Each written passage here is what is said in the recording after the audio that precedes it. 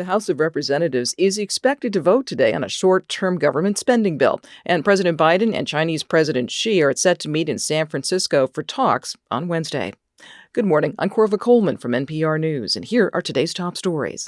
The House of Representatives is expected to vote today on a short-term spending bill. It's to avoid a late Friday night government shutdown.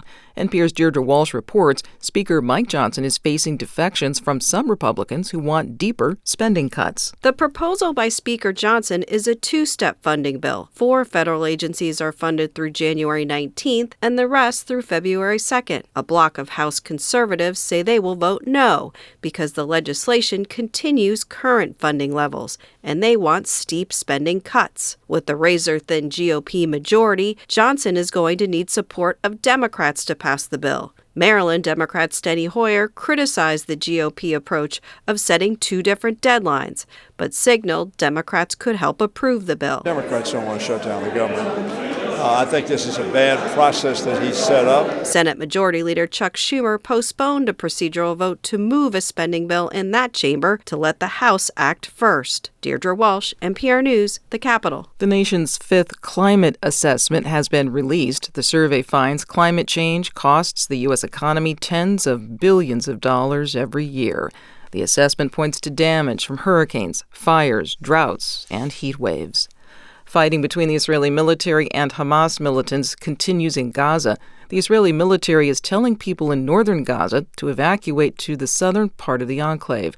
But NPR's Greg Myrie tells us health officials in Gaza say hospitals can't do that because of the fighting. The 2 largest hospitals in Gaza City, Al-Shifa and Al-Quds, say they've really stopped functioning as hospitals. They don't have electricity. They can't provide any real treatment. They say patients are dying from a lack of care.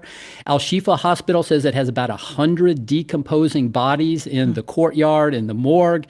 And we're hearing today the hospital is planning a mass grave in the courtyard. NPR's Greg Myrie reporting. The leaders of the United States and China meet this week to discuss their countries' tense relationship.